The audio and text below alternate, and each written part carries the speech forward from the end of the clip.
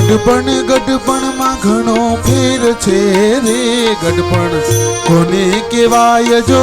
ગઢપણ ગઢપણમાં ઘણો ફેર છે રે, ગઢપણ એને કહેવાય જો. એ ગઢપણ ગઢપણમાં ઘણો ફેર છે રે, ગઢપણ કોને કહેવાય જો? ગઢપણ ગઢપણમાં ઘણો ફેર છે રે, ગઢપણ એને કહેવાય જો. એ ગઢપણમાં સબરીજીને રામ મળ્યા રે, ગઢપણ એને કહેવાય છે. ગઢપણમાં શબરીને રામ મળ્યા રે, ગઢપણ એને કહેવાય જો. ગઢપણમાં સબરીજીને રામ મળ્યા રે, ગઢપણ એને કહેવાય જો. ગઢપણમાં શબરીને રામ મળ્યા રે, ગઢપણ એને કહેવાય જો. તાલી પાડો તો મારા રામની રે, બીજી તાલી ન હોય જો.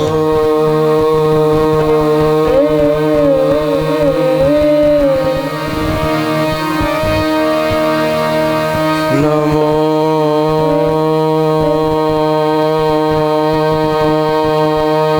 ભગવતે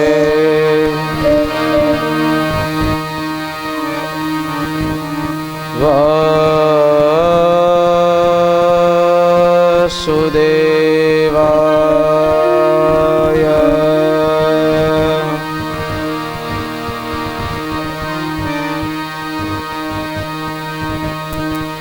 સ્વસ્તિ શ્રી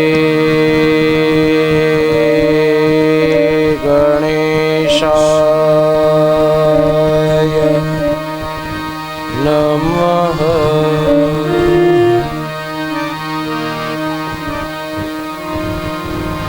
શ્રી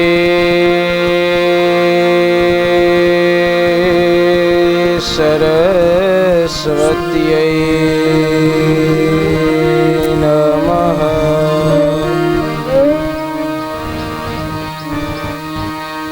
શ્રી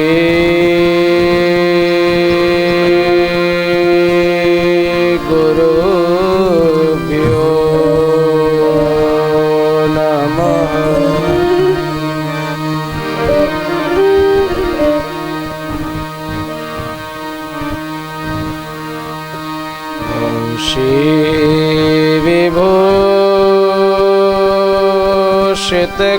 વિભૂષિતકરાन्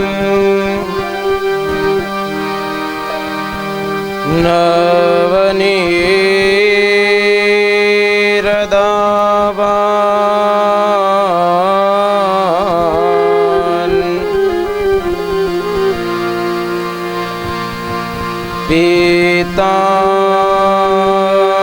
પીતાંબરા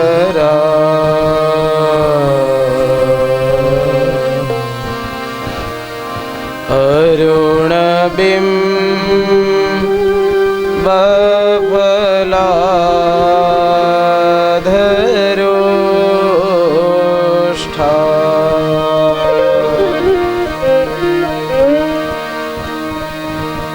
પૂર્ણેન્દુ સુંદરમુખા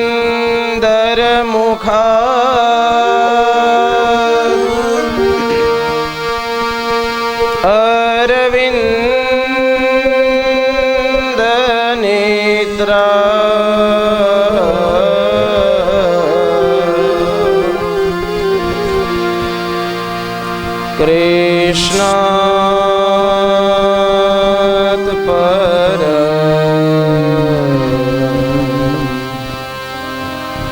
કિમપિ તવમહં ન જાને.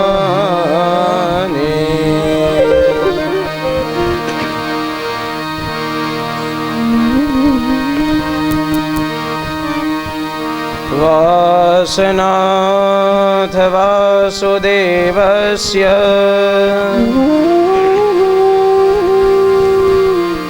વાસિतं ભુવનત્રય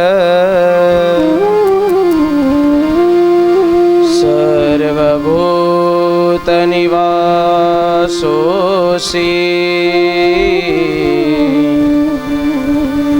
વાસુદેવ नमोऽस्तु ते।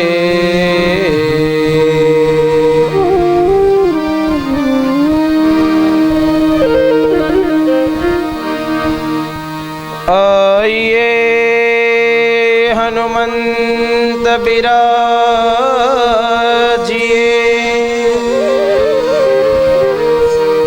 कथा कहूँ मति अनुसार। प्रेम सहित गादी धरूं,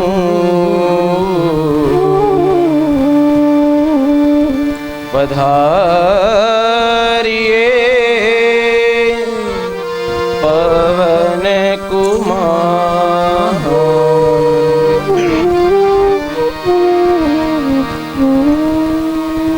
काशीश्वरीं परादेवीं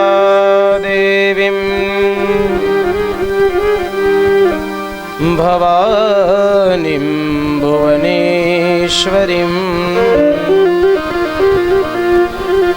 आद्यां शक्तिं च शूलस्य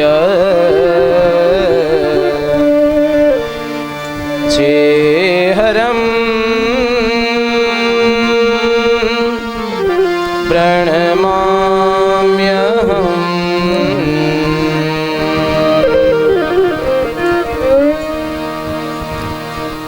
कृष्णाय वासुदेवाय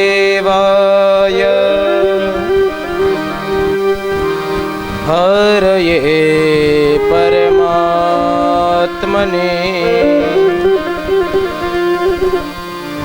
प्रणतः क्लेशनाशाय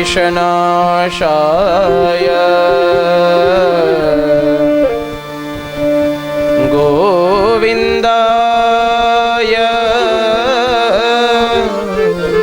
नमो नमः।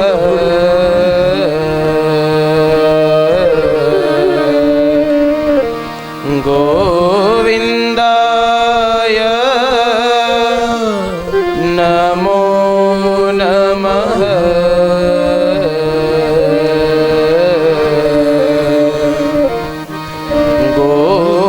गोविन्दाय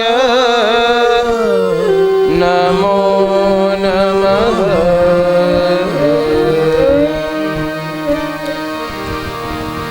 बोलिए श्री बालकृष्ण लाल की जय।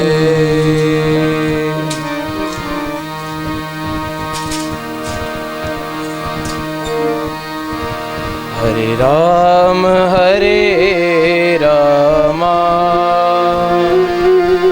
राम राम हरे हरे।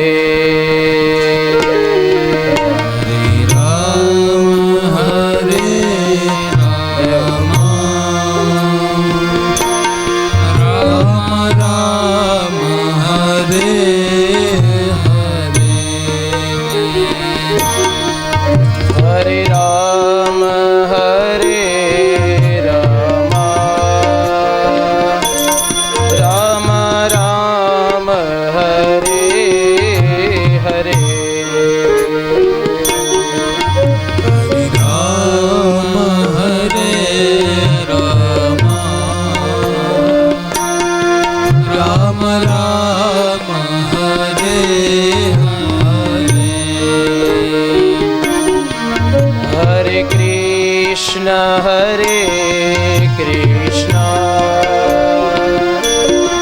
कृष्ण कृष्ण हरे हरे। कृष्ण हरे कृष्ण कृष्ण कृष्ण हरे हरे। हरे कृष्ण हरे कृष्ण कृष्ण कृष्ण हरे हरे। हरे कृष्ण हरे कृष्ण कृष्ण कृष्ण હરે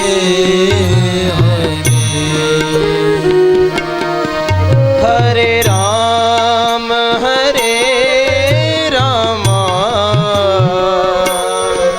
રામ રામ હરે હરે હરે રામ હરે રામ રામ રામ હરે હરે હરે કૃષ્ણ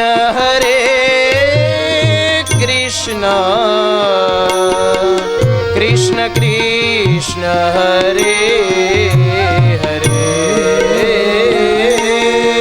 હરે કૃષ્ણ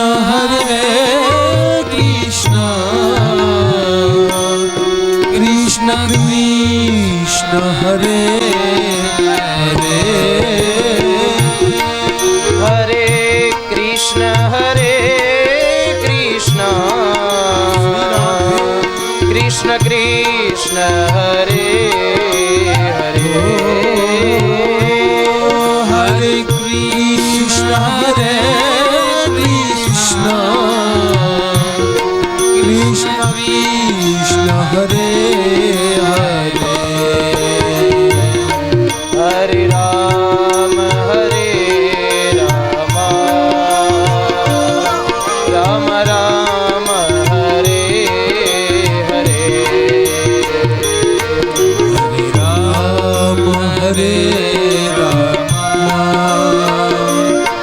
રામ રામ રામ કૃષ્ણ હરે કૃષ્ણ કૃષ્ણ હરે હરે ઓ રામ રામ હરે હરે રામ રામ હરે હરે ઓ કૃષ્ણ કૃષ્ણ હરે હરે ઓ કૃષ્ણ કૃષ્ણ હરે હરે ઓ રામ રામ હરે હરે ઓ રામ રામ હરે હરે ઓ રામ રામ હરે હરે ઓ રામ રામ હરે હરે ઓ કૃષ્ણ કૃષ્ણ હરે હરે કૃષ્ણ કૃષ્ણ હરે હરે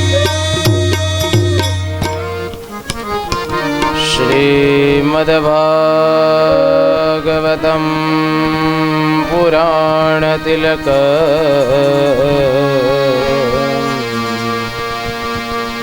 યદ વૈષ્ણવાનામ ધનમ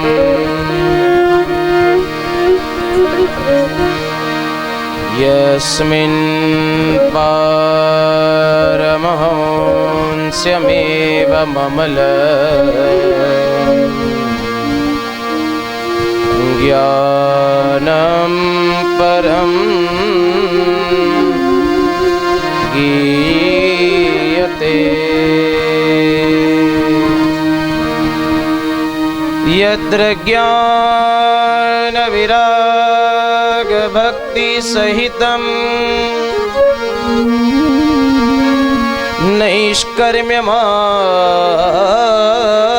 नैष्कर्म्यमाविष्कृतं तच्छृण्वन् प्रपठन् विचारण परो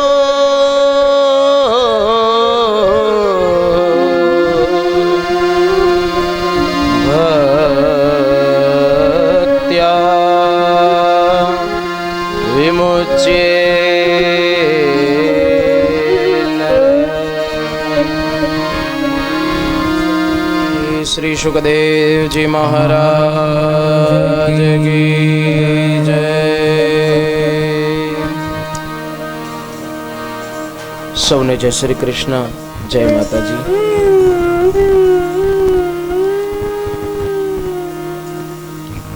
आइए परम कृपालु परमात्मा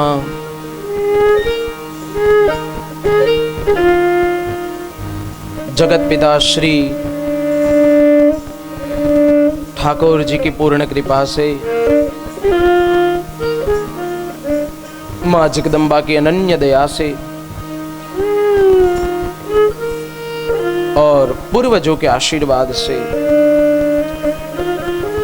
आइए 7 दिवसीय श्रीमद् भागवत ज्ञान गंगा में आज द्वितीय दिन के द्वितीय सत्र का मंगल प्रारंभ करें और हरि गुणगान गाने की कोशिश करें।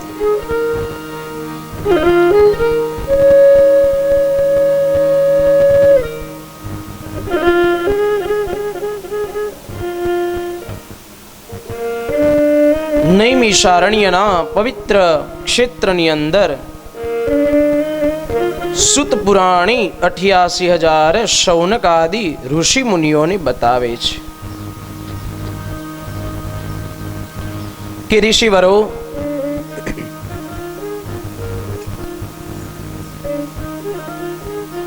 હવે પાંડવ વંશની તમને કથા બતાવો। જે તમે મને પ્રશ્ન કર્યો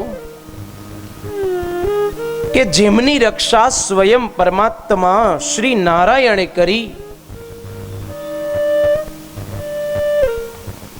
તો એમના જન્મ કર્મની મને કથા બતાવો। શૌનક ઉવાચ અશ્વત્થામ્નોપસૃષ્ટેના બ્રહ્મશીર્ષ્ણોરુતેજસા ઉત્તરાયાતો ગર્ભ ઈશેના જીવિત પુનઃ।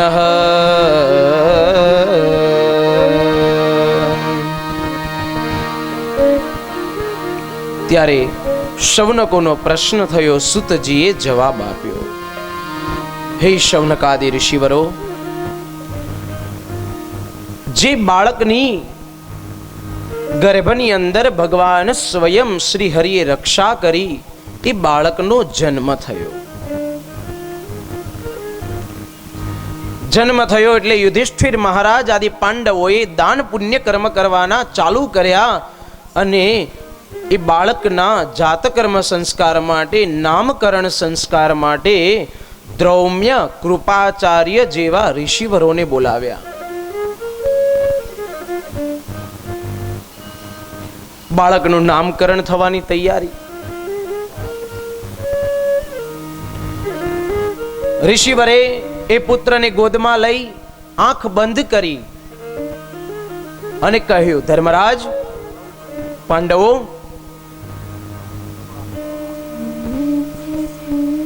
આ પુત્રનું નામ જો હું પ્રથમ પાડું તો આ પુત્રનું નામ પેલું પડશે, કયું? આ પુત્રની ગર્ભની અંદર રક્ષા સ્વયં વિષ્ણુ ભગવાન નારાયણે કરી, માટે પહેલું જ નામ આ દીકરાનું પડશે વિષ્ણુ રાત। પ્રથમ નામકરણ થયું વિષ્ણુ રાત।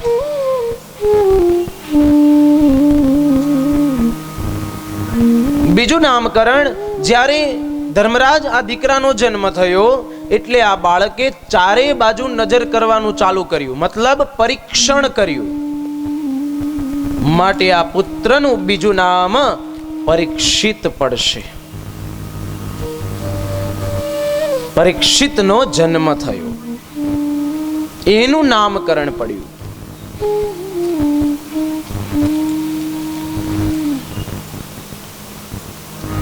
બાળકને ગોદમાં લઈ નામકરણ કર્યા, આશીર્વાદ આપ્યા અને યુધિષ્ઠિર મહારાજે, ધર્મરાજે પ્રશ્ન કર્યો, ऋषिवरो, थोड़ा मुझे इसका भविष्य कथन तो बताए कि ये बालक कैसा होगा, कैसा बनेगा, कैसा वीर पुरुष होगा।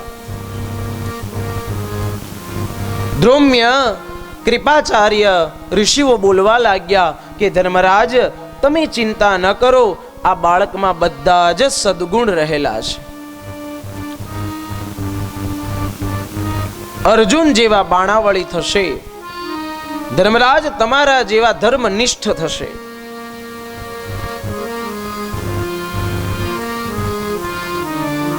પરશુરામ જેવા વીર થશે જે અસત્યની સામે લડત લડશે. બધા જ સદગુણો છે. કર્ણ જેવા દાનવીર થશે.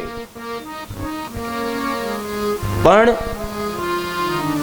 રાજન, એક ખામી છે.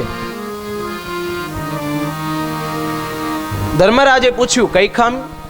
તમારા આ પુત્રને એક શાપ મળશે બ્રાહ્મણનો.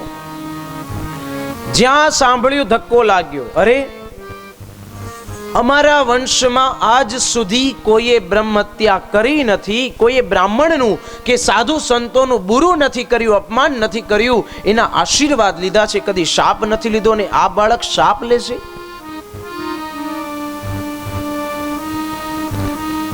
થોડા મૂંઝાયા, ચિંતા થઈ. ઋષિવરે સમજાવ્યા, પણ રાજા ધર્મરાજ, શાપ મળશે, પણ શાપની પાછળ તો આ તમારા દીકરાનો ઉદ્ધાર થશે. જ્યાં સાંભળ્યું ધર્મરાજ રાજી પણ થયા. ખૂબ દાન પુણ્ય કર્યા છે યુધિષ્ઠિર મહારાજે. અહીંયા સુતજી 88,000 શૌનક આદિ ઋષિઓને બતાવી કે યુદ્ધ સમયે જ્યારે યુદ્ધ ચાલતું હતું કૌરવો અને પાંડવો વચ્ચે, ત્યારે વિદુરજી ધૃતરાષ્ટ્ર મહારાજને સમજાવે, પણ દુર્યોધનને ખબર પડી એટલે દુર્યોધને ધૃતરાષ્ટ્ર મહારાજની સન્મુખ વિદુરજીનું અપમાન કરીને કાઢી મૂક્યા. વિદુરજીએ વિચાર કર્યો કે અહીંયા રહેવું એના કરતા તો જતું રહેવું સારું. વિદુરજી યાત્રાએ નીકળી ગયા, અને વિદુરજી જ્યારે યાત્રા કરીને પાછા આવેલા ત્યારે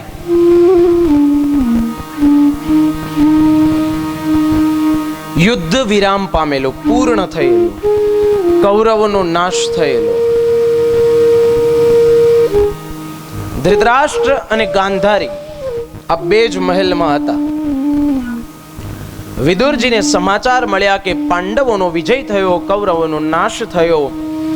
થોડા રાજી પણ થયા કે અધર્મનો નાશ થયો, ધર્મની રક્ષા કરી ભગવાને. પણ જ્યાં ધૃતરાષ્ટ્ર મહારાજ પાસે સમાચાર પૂછવા જાય તો એવામાં ભીમે ભોજનની થાળી મૂકી અને ધૃતરાષ્ટ્રને મેણું માર્યું. લ્યો અંધ ડોસા ડોસી, તમારા દીકરાની જેમ અમે આમાં ઝેર નથી ભેળવ્યું, જમી લ્યો. અને આ શબ્દ વિદુરજી સાંભળી ગયા. ભીમ જતા રહ્યા. ધૃતરાષ્ટ્ર રડે. વિદુરજી આવ્યા. જ્યાં વિદુરનો અવાજ સાંભળ્યો ભેટી પડ્યા ને રડી પડ્યા.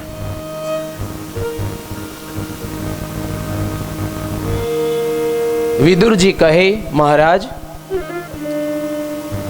હવે તમારે કોનો મોહ છે? શેનો મોહ? તમારા પુત્રો તો અધર્મ રૂપ હતા એટલા માટે એનો વિનાશ થયો.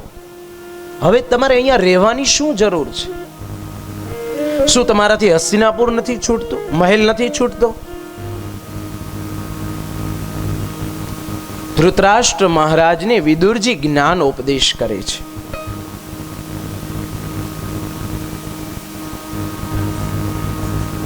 માયા નથી છૂટતી, આશા કોઈ દિવસ જતી નથી.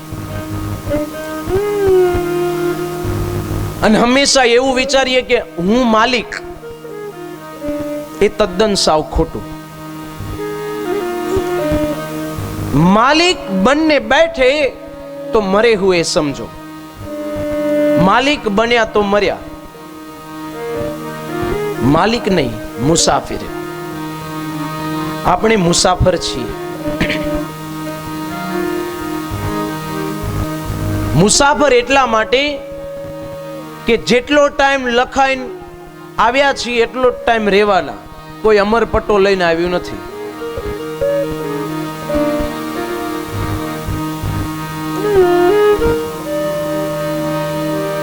માલિક બન્યા તો મર્યા, એટલે મુસાફર થઈ અને હરિના શરણમાં રહેવાનું. આપણે એવું માનીએ કે આ બંગલો મારો, ગાડી મારી, મોટર કાર મારી, આ બધું મારું.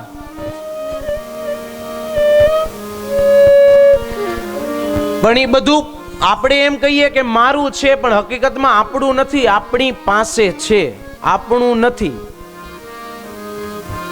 બંગલો છે, આપણી પાસે છે. મોટર કાર આપણી પાસે છે, આપણું પોતાનું નથી.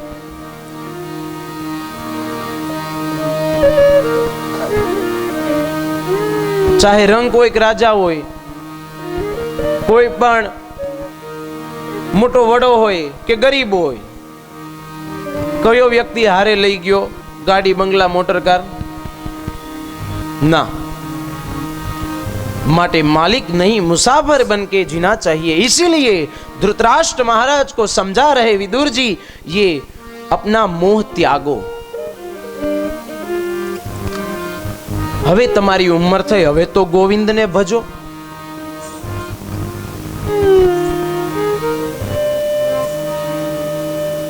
ધૃતરાષ્ટ્ર મહારાજને જ્ઞાન ઉપદેશ કરે, વિદુરજી ખૂબ સમજાવે. અને હા, સમય થાય એટલે ગોવિંદને ભજવાનું ચાલુ કરી દેવું, કેમ કે ક્યારે કાળની ચિઠ્ઠી આવે એનું કોઈ નક્કી નથી હોતું. ભજ ગોવિંદમ, ભજ ગોવિંદમ, ગોવિંદમ ભજ મૂઢમતે. એટલા માટે શંકરાચાર્યજીએ એક સ્તોત્ર આપ્યું. અંગમ ગલિતમ પલિતમ મુંડમ દશન વિહીનમ જાતમ તુંડમ વૃદ્ધો યાતિ ગૃહીત્વા દંડમ તદપિ ન મુંચતિ આશાપિંડમ ભજ ગોવિંદમ, ભજ ગોવિંદમ, ગોવિંદમ ભજ મૂઢમતે. પ્રાપ્તે સન્નિહિતે મરણે નહીં નહીં રક્ષતિ ડુકરોઈ કરણે.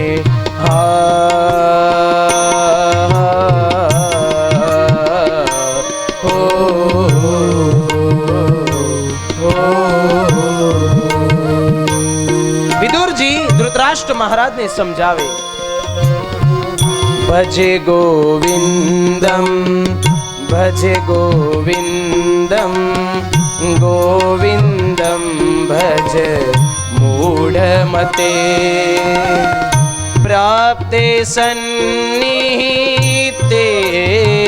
મરણે નહીં નહીં રક્ષતિ ડુકરોઈ કરણે.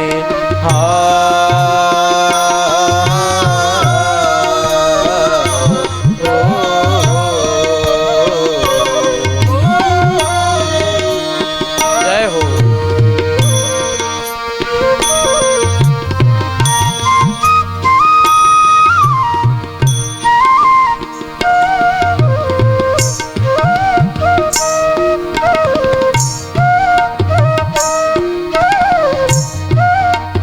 શંકરાચાર્ય થઈ ગયા, જે શિવનો અવતાર કહેવાય, જેણે વેદોને વિશાળ કરી અને સમાજમાં મૂક્યા, શિવની ભક્તિ કરી, માની ભક્તિ કરી, અને એ શંકરાચાર્ય 32 વર્ષની વયે પૃથ્વી ઉપરથી વિદાય લીધી. અને આખી પૃથ્વીની પ્રદક્ષિણા જેમણે કરી, એમણે આ સ્તોત્ર બનાવેલું, સંસ્કૃતમાં છે. અને શું કીધું? અંગમ ગલિતમ. બહુ સમજવા જેવું છે. અંગમ ગલિતમ, અંગ ગળી ગયા હોય. પલિતમ મુંડમ, એટલે વાળ ધોળા થયા હોય. દશન વિહીનમ જાતમ તુંડમ, શરીરથી બધા અંગ શિથિલ થયા હોય, છતાં જીવને ગોવિંદનું નામ લેવાનું મન ન થાય, છતાં સમય વ્યતીત કરતો જાય. જીવન કેવી રીતે ગયું એનું પણ વર્ણન આ સ્તોત્રમાં બતાવ્યું. કેવી રીતે? બાલાસ્તાવત ક્રીડાસક્તઃ તરુણાસ્તાવત તરુણી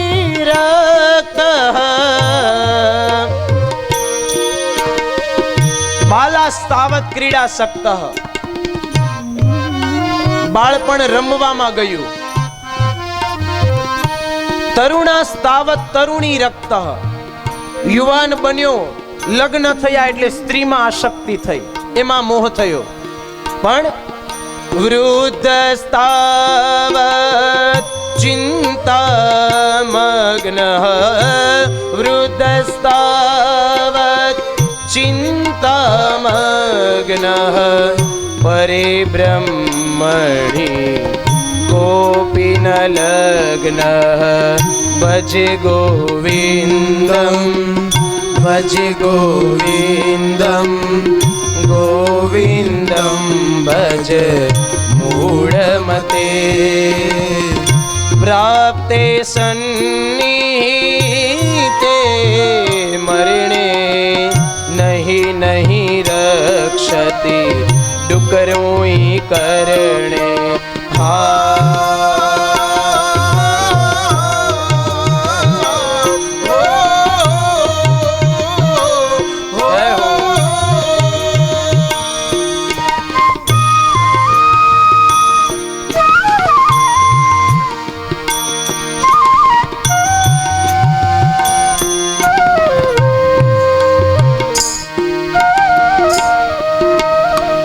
યુવાન બન્યા એટલે સ્ત્રીમાં આસક્ત થયા. પછી જ્યારે વૃદ્ધાવસ્થા આવી એટલે શું થયું? ભેગું કરવામાં પડ્યા, દીકરાના માટે, દીકરીઓ માટે એની ચિંતા બધી થઈ.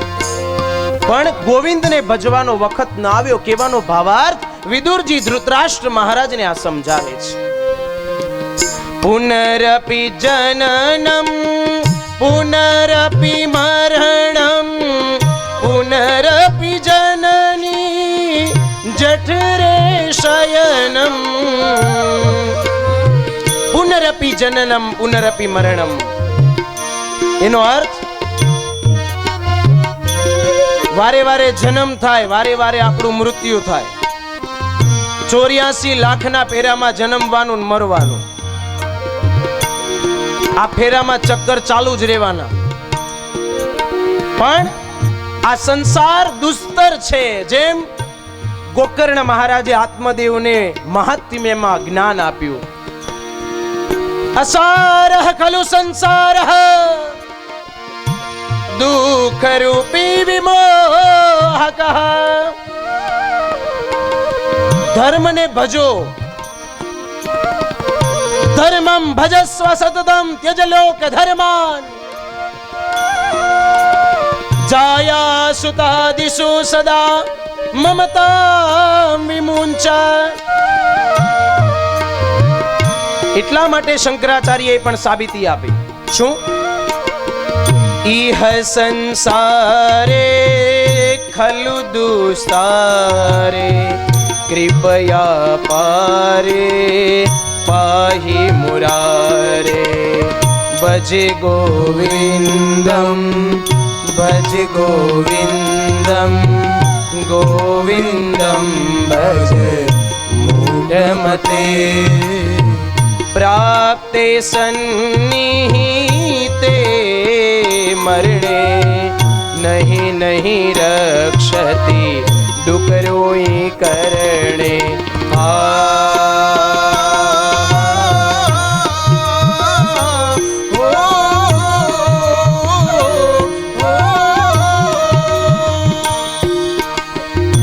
વિચાર કરો કે શંકરાચાર્યજીએ જ્યારે આ સ્તોત્ર બનાવ્યું ત્યારે એમની ઉંમર તો બહુ નાની હતી,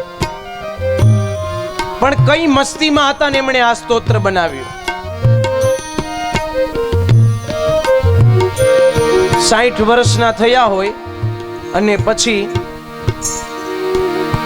ઘડિયા લઈને બેસીએ તો એ સારું લાગે? પેલા ધોરણમાં ભણનારો છોકરો એમ કે દાદા આ તો મને મોઢે છે, તમે મૂકી દો. એટલા માટે સમયને સાચવી લેવો, સમયનો સદુપયોગ કરવો, એ જ સાચો માનવ. ભજ ગોવિંદમ ગોવિંદમ ભજ મૂઢમતે. હે મૂઢ, હે મૂર્ખ, ઉંમર થઈ, તારો સમય વ્યતીત થયો, હવે તો તું ગોવિંદને ભજ.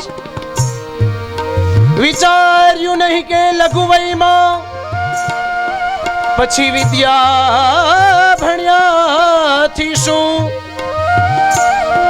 સુકાણા મોલ આ સૃષ્ટિના પછી નાસી ગયાથી શું, સુકાણા મોલ સૃષ્ટિના પછી વૃષ્ટિ થયાથી શું, અને ગજબ હાથે ગુજારીને પછી કાશી ગયાથી શું. માટે ભજ ગોવિંદમ ભજ ગોવિંદમ ગોવિંદમ ભજ મૂઢમતે પ્રાપ્તે સન્નિહિતે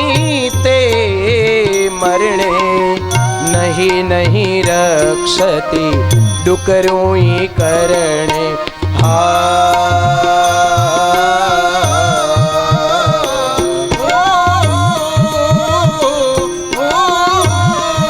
વિદુરજી ધૃતરાष्ट्र समझावे कि महाराज संसार दुस्तर है, दुखों का दरिया है, इसमें सुख नहीं है. समझना है तो समझ लीजिए, अभी समय गया भी नहीं है और समय बचा भी नहीं है. समय को मान देकर आप हरि भजन में लगे, ये रोना धोना बंद करें, हरि संकीर्तन करे और हरि की प्राप्ति करे, ये दुखों का नाश करे और ये मोह का त्याग करे. केम वयसी गते कह काम विकार शुष्के नीरे कह का सार. કામ વિકાર માણસને જકડી રાખે છે, છોડતો નથી, એટલે માણસ છૂટતો નથી. એમાં કોઈ સાર નથી છુપાયેલો, પણ એ જ માનવને સમજવાનું, બધાએ એ જ સમજવાનું કે સમય છે એને બચાવી લેવું.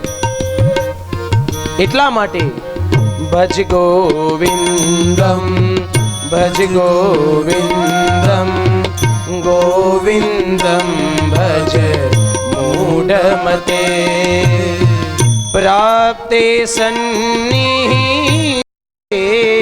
મરણે નહીં નહીં રક્ષતિ ડુકરોઈ કરણે.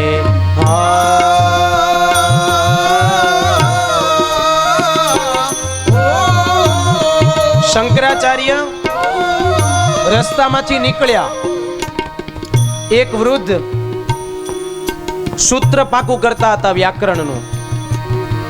ડુકરુઈ નામનું સૂત્ર પાકું કરતા હતા. એટલે શંકરાચાર્યજી ઊભા રાખ્યા, ઊભા રહો, આ શું કરો છો? બોલે હું વ્યાકરણનું સૂત્ર પાકું કરું છું. અને વ્યાકરણ આવે, જેને આપણે ગુજરાતી વ્યાકરણ કહીએ એમ સંસ્કૃતમાં પણ વ્યાકરણ આવે. સંસ્કૃતના વ્યાકરણની અંદર શરૂઆતમાં 14 સૂત્રો આવે. એ 14 સૂત્રો આવે: અ ઈ ઉણ રીલ રીક ઐ ઓંગ ઐ ઔચ હ ય વ રટ લણ યમ ગણ નમ જબ બે ઘડદસ ખપ છ થ કપ ચટ તૌ કપઈ સ સર હલ. આ 14 સૂત્ર હતા. એમાં આગળ ભણતા ભણતા ડુકરુઈ નામનું એ સૂત્ર વૃદ્ધ પાકું કરતા હતા. શંકરાચાર્યએ જે ચોપડી ઝટી લીધી, સમજાવ્યા, આ ઉંમર છે તમારી સૂત્ર પાકું કરવાની? અરે કઈ ખબર ન પડે તો કઈ નહીં, આ સૂત્ર પાકા કરવાની જરૂર નથી. ઘરમાં જઈને ભગવાન સામે બેસીને હરિભજન કરો, એનાથી મોટું કોઈ જીવનમાં સૂત્ર નથી. એમ અહીંયા ગોવિંદને ભજો એવું વિદુરજીએ ધૃતરાષ્ટ્રને સમજાવ્યું. શું કામ? ધન સંપત્તિ છે પણ મારી છે એમ ન કહી શકાય, આપણી પાસે છે. એ ધારે ત્યારે જઈ શકે છે, ધારે ત્યારે આવી શકે છે, એ ભગવાનના હાથની વાત છે. એટલા માટે હાડ માંસમાં, ચામડાની અંદર, લોહીમાં, આ રક્તથી ભરેલા શરીરમાં મોહ થાય આપણને બધાને, પણ હરિમાં મોહ નથી થતો. જો એમાં થાય તો કરુણા નિધાનની કૃપા ઉતરી જાય. એટલા માટે શંકરાચાર્યએ છેલ્લે કહ્યું: નારી સ્તર ભર નાભિનિવેશમ મિથ્યા માયા મોહાવેશમ નારી સ્તરભર નાભિ નિવેશમ. આ બધું મિથ્યા છે, ખોટું છે, પણ જ્યાં સુધી ખોટાનો પડદો હટે નહીં ત્યાં સુધી સાચું સમજાતું નથી. એટલા માટે શું એતન માંસવ સાધિ વિકારમ મનસી વિચારે વારમ વારમ ભજ ગોવિંદમ ભજ ગોવિંદમ ગોવિંદમ ભજ મૂઢમતે. પ્રાપ્તે સન્નિહિતે મરણે નહીં નહીં રક્ષતિ ડુકરોઈ કરણે.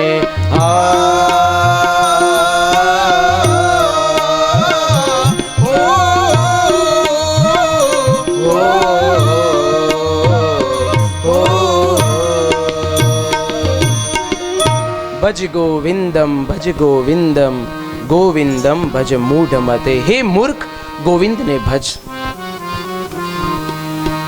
વિદુરજી ધૃતરાષ્ટ્રને સમજાવે, જ્ઞાન ઉપદેશ કરે કે મહારાજ હવે તો તમે જ્ઞાન તમારું પ્રગટ કરો, તમારા છેલ્લા અંતિમ ફેરાને સુધારો. જીવન ગમે તેવું જીવ્યા હોય પણ મરણ સુધારી લેવું. છેલ્લો સમય છે ને ભગવાનના નામમાં વિતાવો. કેમ કે ક્યારે ઉપરવાળાની ચિઠ્ઠી ફાટી જાય, અહીંયા ક્યારે કાળ લેવા આવે એનો કોઈ સમય નિશ્ચિત નથી.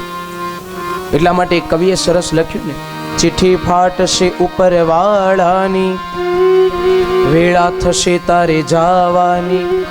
બસ આ એક પંક્તિ સમજો તો એમાં સગા કોણ છે, કેવા છે, આ બધું સમજાય જાય. જો આ એક જ કવિની પંક્તિ સમજવામાં આવે તો. ચિઠ્ઠી ફાટશે ઉપરવાળાની, વેળા થશે તારે જાવાની, સગું કુટુંબ તારું ભેગું મળી ચમચી પાણી પાવાની. શું કરશે? ચમચી પાણી જ પાશે ને, બીજું જ કઈ થઈ શકે નહીં. ત્યાં તો કોઈના હાથની વાત નથી, કોઈનું ચાલતું જ નથી. શું કરવાના? જીવતા પાણી નો પીવડાવ્યું હોય, મર્યા પછી ચમચી પીવડા. સગો કુટુંબ તારું ભેગું મળી ચમચી પાણી પાવાની. પછી શું? લોટ પાણીનો લાડવો મૂકશે, જરૂર હશે નહીં તારે ખાવાની. 5-25 ભેગા મળી કરશે ઉતાવળ કાઢી જવાની. લોટ પાણીનો લાડવો મૂકશે, શું મરણ પથારીએ પડેલો માણસ ખાઈ શકવાનો? ના. અને બધા ભેગા થાય એટલે શું કરે? હાલો જલ્દી કરો, જલ્દી કરો, સમય જતો રહે છે, ચાલો જલ્દી લઈ જાઓ. થોડો સમય પણ કોઈ રાખવા દેવા તૈયાર નથી. ત્યાં જઈને શું કરશે? સ્મશાને લઈ જશે અને ત્યાં જઈને શું કરશે? લાકડા ભેગા કરી બાળી દેશે, હશે ઉતાવળે ને નાવાની. હાડકા લઈને હાલતા થાશે, રાખ તારી ઉડી જવાની. લાકડા ભેગા કરીને જલ્દી બાળી દેશે, નાવાની ઉતાવળ, અને અસ્થિ લઈ અને હાલતા થાય, રાખ વાયુ માર્ગે ઉડી જવાય. બસ ખાલી આ સમજાઈ જાય તોય સમાજ શું છે, પરિવાર શું છે ને આ બધી ખબર પડી જાય. જો આટલું સમજાય તો. 12 દીની મોકાણ કરી હશે ઉતાવળ, એને મિષ્ટાન ખાવાની. 12 દીની મોકાણ કરશે અને ક્યારે શોક ભાંગે એની તૈયારીની રાહ જોતા હો. 12 દીની મોકાણ કરી હશે ઉતાવળ, એને મિષ્ટાન ખાવાની. પ્રાણની સગી છે આ દુનિયા, ઘડીમાં ભૂલી જવાની. સ્વાર્થની સગી છે આ દુનિયા, ઘડીમાં ભૂલી જવાની. મહિનો જાશે, યાદ કરશે, 2 મહિના યાદ કરશે, ત્યાં થોડો સમય જતો રહેશે એટલે પાછા ભૂલી જશે. આ વ્યક્તિ હતો પણ ખરો એવું કોઈને યાદ નથી હોતું. એના ઉપકારોને ભૂલી જશે. एम विदुर जी धृतराष्ट्र महाराज ने समझावे कि अब भी कोई समय गया नहीं है और जितना समय व्यतीत किया वो बचा भी नहीं है, लेकिन जितना समय बचा है उसको हरि भजन में लगाओ.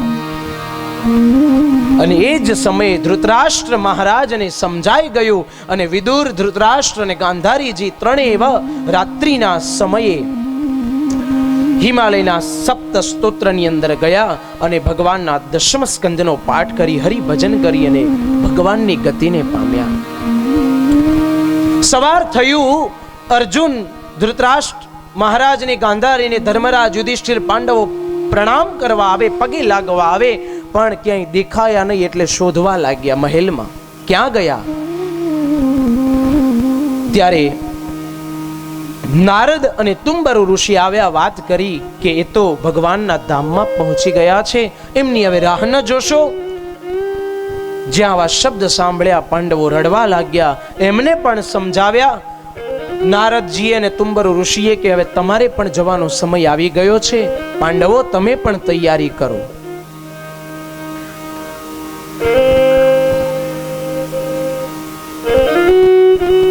ધર્મરાજ, યુધિષ્ઠિર આદિ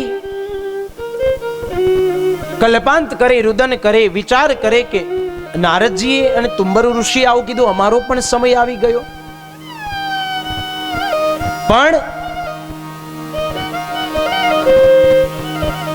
અહીંયા અર્જુન દ્વારિકા ગયેલા, ઘણો સમય થઈ ગયો, પાછા નથી ફર્યા.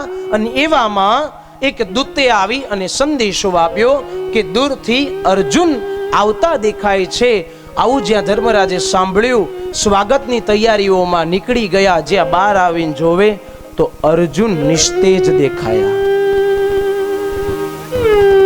અર્જુનની આંખમાં અશ્રુની ધારા. ધર્મરાજ સાથે પાંડવો રડવા લાગ્યા. અર્જુનને જોઈ, भैया ये रोना क्यों और आपका तेज कहां गया? તમારું તેજ ક્યાં ગયું? શું થયું તમને? અર્જુન રડતા રડતા કહે, આ બધી સમયની બલિહારી છે. અરે જે આપણો મુકુટ મણિ હતો, જે આપણો પ્રાણ હતો, જે આપણો પિતા હતો, જે જગતનો બાપ હતો, એણે પૃથ્વી પરથી વિદાય લીધી અને શ્રી કૃષ્ણ સ્વધામ ગયા છે. જ્યાં શ્રી કૃષ્ણ સ્વધામ ગયા, આ શબ્દ કુંતાના કાને અથડાયો. ત્યાં જ કુંતાએ પ્રાણનો ત્યાગ કરી દીધો અને પૃથ્વી પર ઢળી પડ્યા. કુંતાનું તેજ ભગવાનમાં સમાયું. બધી જ સમયની બલિહારી છે. સમય બધું કરાવે. એટલા માટે તો એક છે ને કહેવાય, સમય સમય હે બલવાન, નહીં પુરુષ બલવાન. કાબે અર્જુન લૂટિયા, વો હી ધનુષ વો હી બાણ. એ જ અર્જુન, એનું જ ગાંડીવ અને એ જ વીરતા એનામાં. અને એ ભગવાન જ્યારે સ્વધામ ગયા ને પાછો ફર્યો તો એને જ, એના એ જ અર્જુનને ગાંડીવ હોવા છતાં, આવો બાણાવાળી હોવા છતાં એને લૂંટી લેવામાં આવ્યો. ગમે એવો રાજા હોય, ગમે એવો મોટો અધિકારી હોય, પણ જ્યારે એની ઉપરથી કોઈ મહાન વ્યક્તિની છાયા જતી રહે ત્યારે એનામાં તેજ નથી હોતું. ત્યારે એની સત્તા એના માટે ઝેર સમાન બને છે. એમ અહીંયા અર્જુન રડે, પાંડવો રડે. તુરંત વિચાર કર્યો કે હવે નારદ અને તુંબરુ ઋષિએ જે શબ્દ કહ્યા હતા હવે સન્મુખ આવી ગયા છે, આપણે પણ જવાની તૈયારી કરવી જોઈએ. તુરંત નક્કી કર્યું. અહીંયા પરીક્ષિત પુત્ર મોટા થયા છે, યુવાન બન્યા અને એમને ઉત્તર રાજાની પુત્રી ઈરાવતી સાથે પરણાવ્યા અને એમના લગ્ન કરાવી અને ધર્મરાજે એમને રાજ તિલક કરી અને રાજ્ય ગાદી પર બેસાડ્યા. રાજ્ય સોંપી, ધર્મનો જ્ઞાનોપદેશ કરી અને ધર્મરાજ યુધિષ્ઠિર સાથે, પાંચેય પાંડવો સાથે, માં દ્રૌપદી સાથે હિમાલયના સપ્ત સ્તોત્રમાં ગઈ અને પરમાત્માનું હરિભજન કરી અને હરિના ધામમાં ગયા. સુતજી શૌનકોને બતાવે કે આ પાંડવ સ્વર્ગારોહણની કથા સંભળાવે તેના પિતૃઓને મોક્ષ ગતિ પ્રાપ્ત થાય અને જે શ્રવણ કરે એમનો ઉદ્ધાર થાય અને જીવનનું કલ્યાણ થાય. સુતજી શૌનકોને બતાવે કે અહીંયા પરીક્ષિત મહારાજનું રાજ્ય આવ્યું. ઉત્તર રાજાની એ પુત્રી ઈરાવતી સાથે પરણાવ્યા. ત્યાં જન્મેજય આદિ 4 પુત્રોના જન્મ થયા.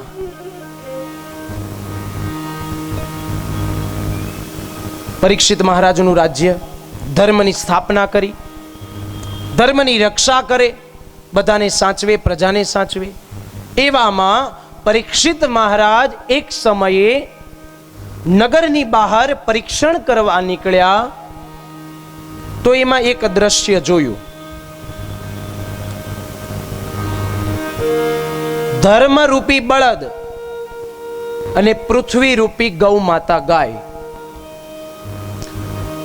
એને સાતીડે જોડેલા છે અને એક પુરુષ એને મારી અને હંકારી રહ્યો છે, ચલાવી રહ્યો છે.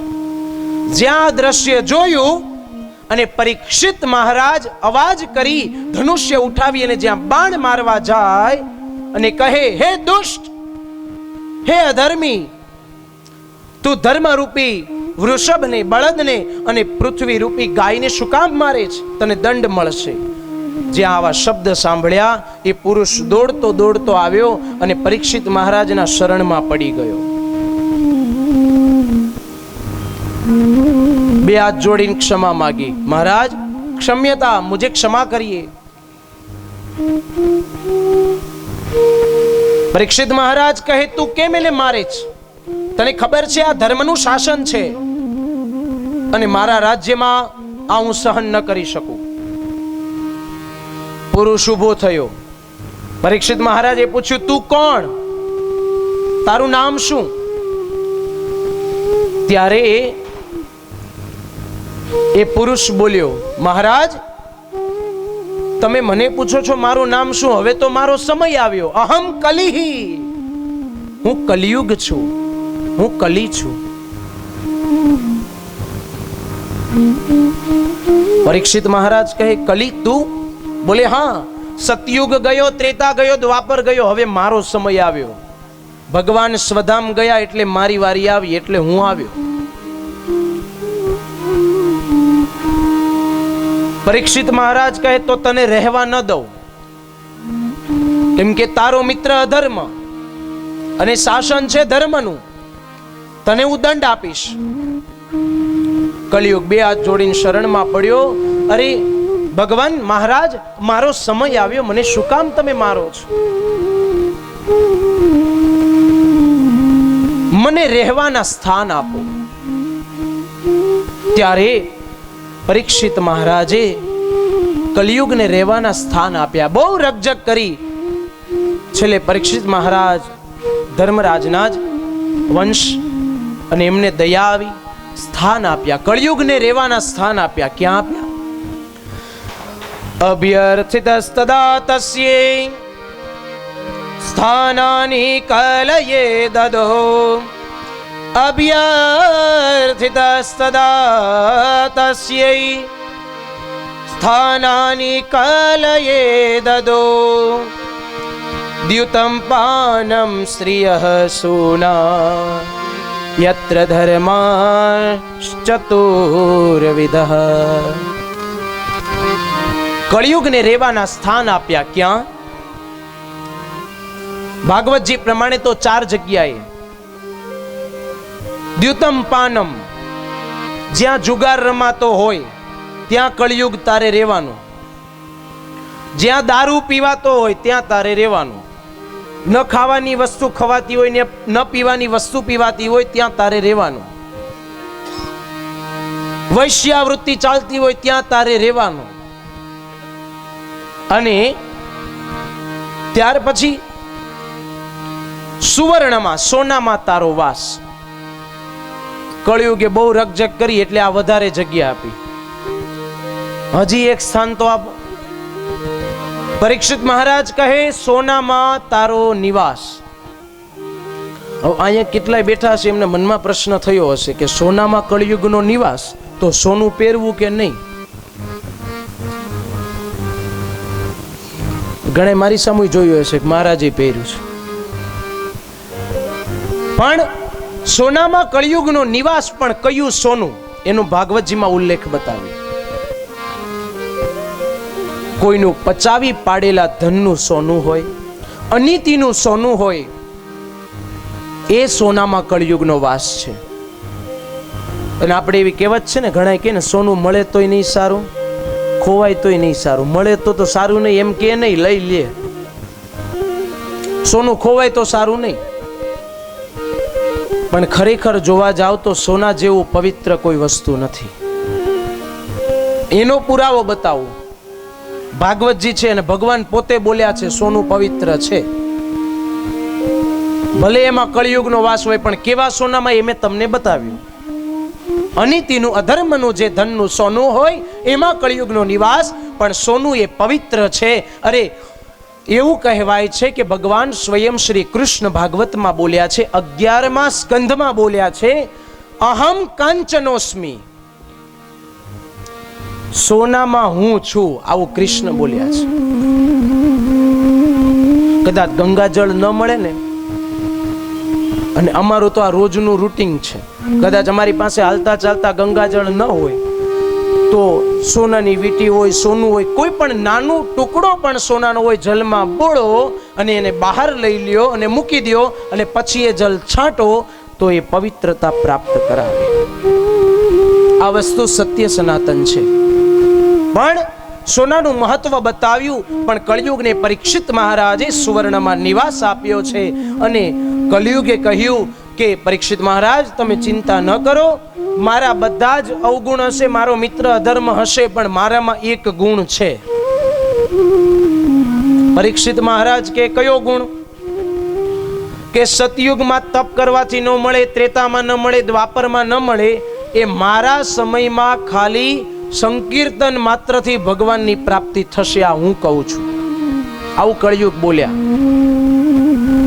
જે આપણે કાલે પૂર્વ પ્રવચનમાં વાત કરેલી.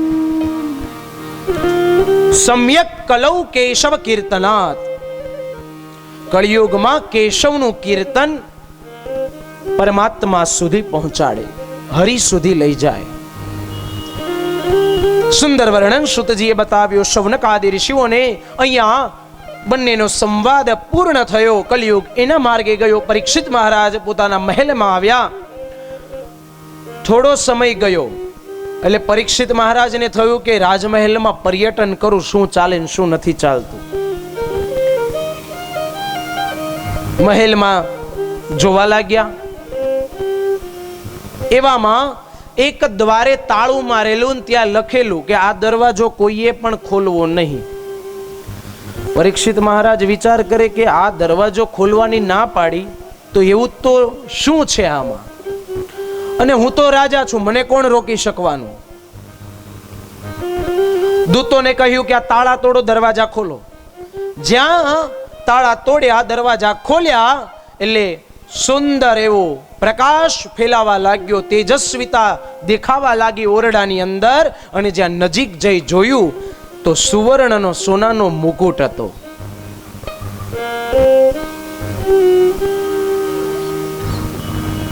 પરીક્ષિત મહારાજ રાજી થયા. ઓહ, એટલે અહીંયા તાળા મારેલા, સોનાનો મુગુટ છે એટલે.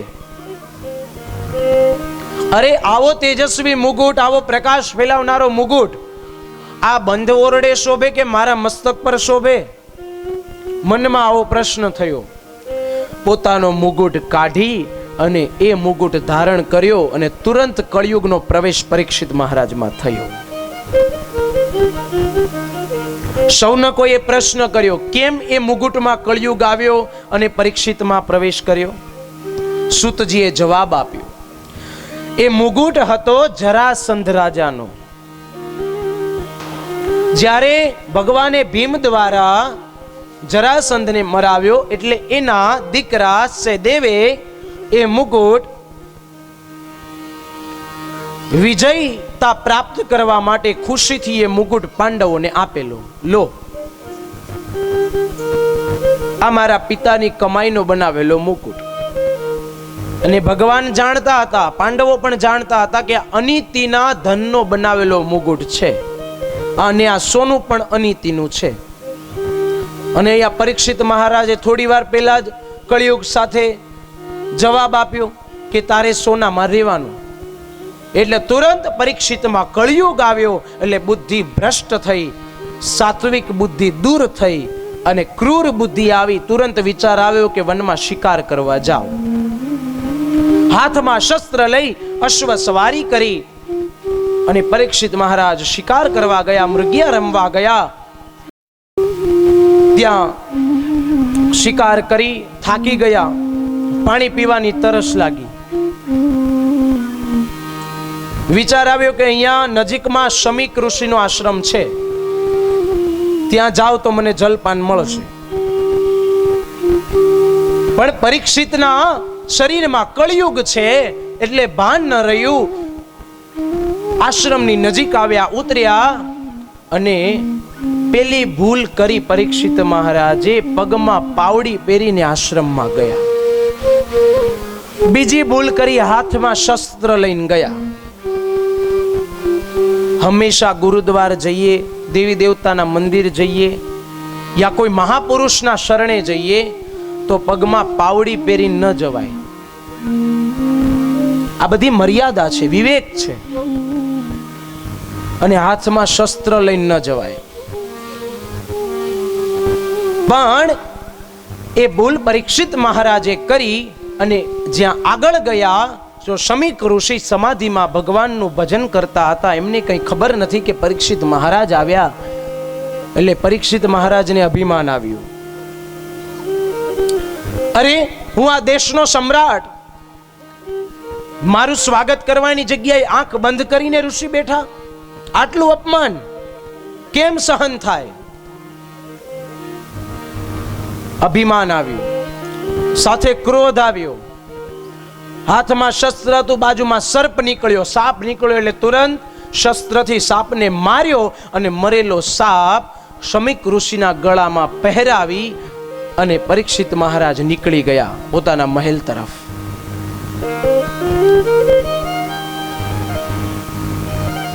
સુતજી શૌનકોને બતાવે કે અહીંયા કોઈ ઋષિ કુમારે શમીક ઋષિના ગળામાં મરેલો સાપ જોયો. એટલે એ સમાચાર તુરંત શમીક ઋષિનો દીકરો શૃંગી નદીની અંદર સ્નાન સંધ્યા તપ કરતો હતો, ત્યાં જઈ અને સમાચાર આપ્યા, ભાઈ શૃંગી, તમારા પિતાના ગળામાં કોઈએ મરેલો સાપ નાખ્યો છે. જ્યાં શબ્દ સાંભળ્યો શૃંગીને ક્રોધ આવ્યો. તુરંત સંધ્યા વંદન કરતા હાથમાં અંજલિ લીધી અને બોલવા લાગ્યા. શું બોલ્યા? ઇત્યુક્તવા રોષદામ રાક્ષો વયસ્યાન ઋષિ બાલકઃ કૌશિક્યા ઉપસ્પૃશ્ય વાગ્વજ્રમ વિસસર્જઃ. વાગ વજ્ર છોડ્યું, વાગ બાણ, કે જેણે મારા પિતાના ગળામાં મરેલો સર્પ નાખ્યો એનું આજથી 7મા દિવસે તક્ષક દંશ દેશે અને એનું મૃત્યુ થશે. જ્યાં જલ મૂક્યું એટલે શ્રાપ તો લાગી ગયો. સાધુ સંતો બ્રાહ્મણોના શાપ કદી મિથ્યા નથી થતા.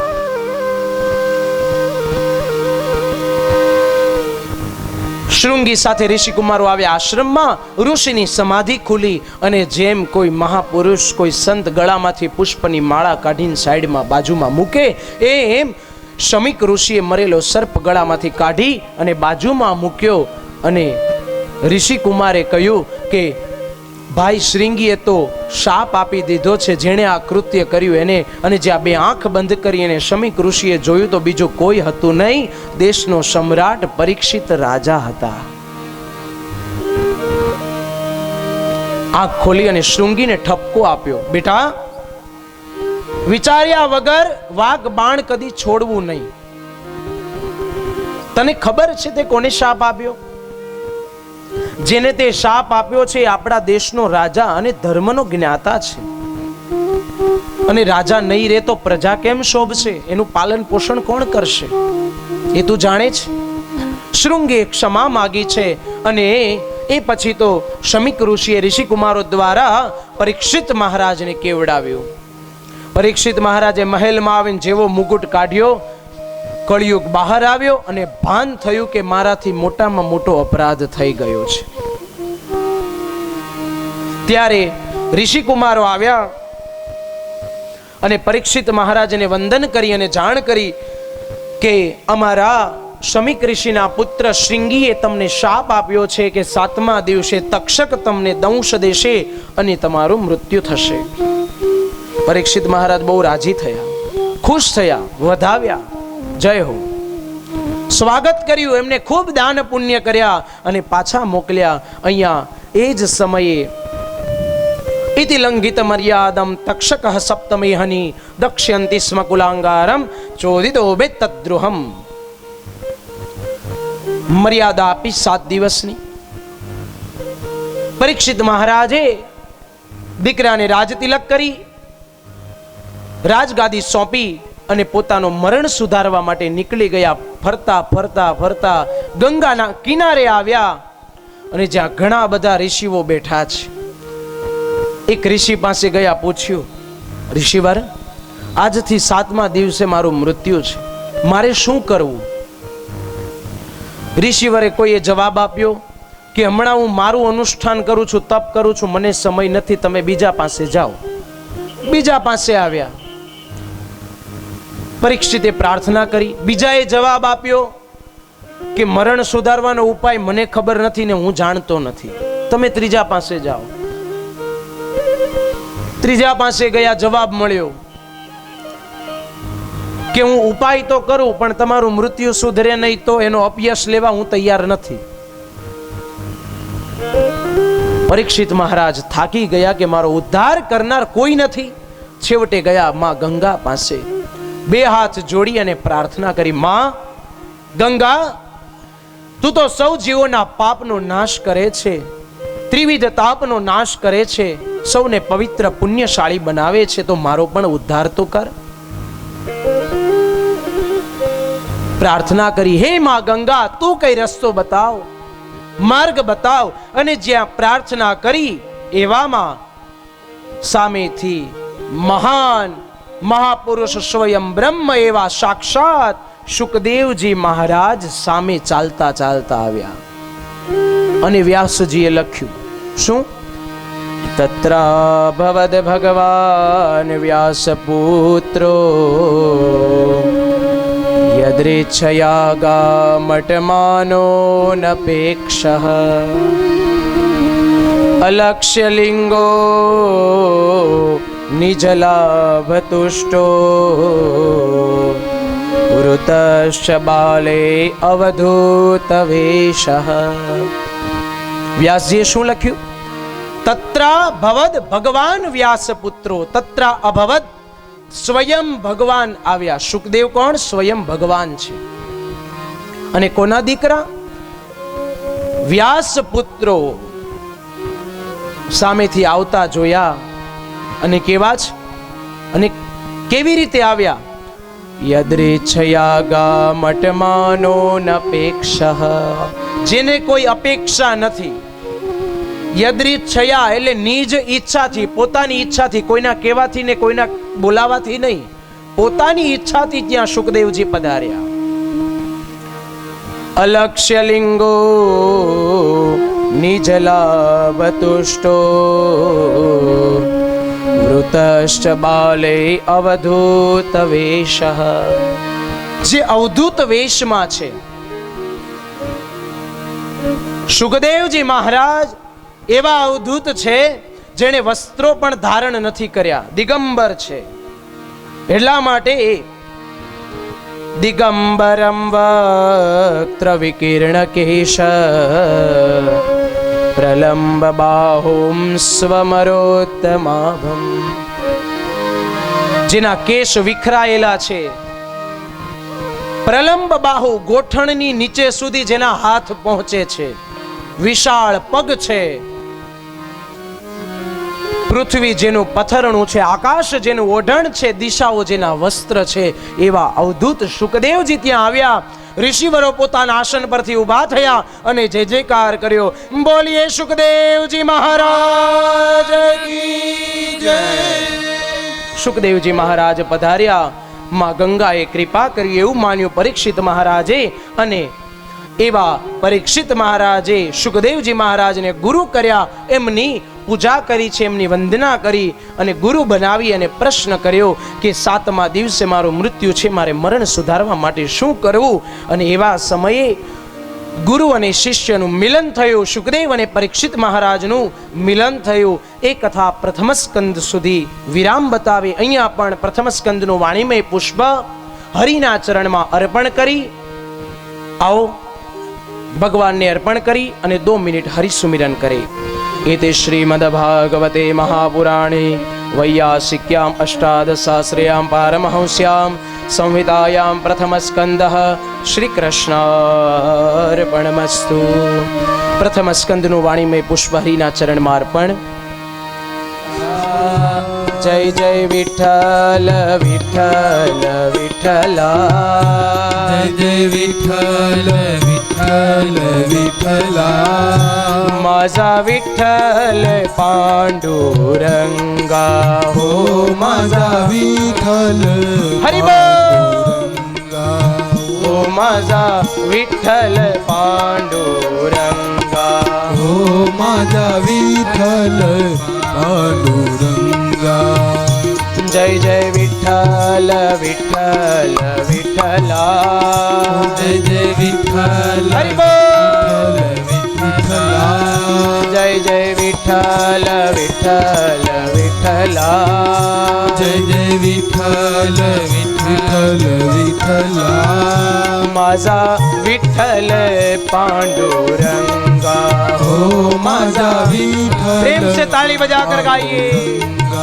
हो माझा विठ्ठल पांडुरंगा, हो माझा विठ्ठल पांडुरंगा. जय हो राधे.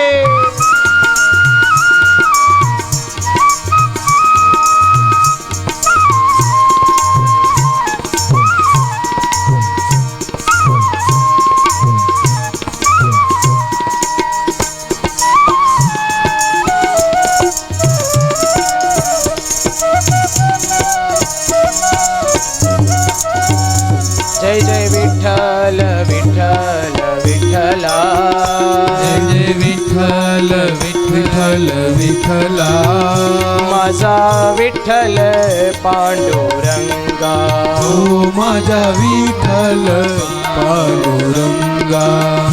जय जय विठ्ठल विठ्ठल विठ्ठला, जय जय विठ्ठल विठ्ठल विठ्ठला, जय जय विठ्ठल विठ्ठल विठ्ठला, जय विठ्ठल विठ्ठल विठ्ठला, जय जय विठ्ठल विठ्ठल विठ्ठला, जय विठ्ठल विठ्ठल विठ्ठला, जय जय विठ्ठल विठ्ठल विठ्ठला, विठ्ठल विठ्ठल विठ्ठला, माझा विठ्ठल पांडुरंगा, हो माझा विठ्ठल श्री राधे.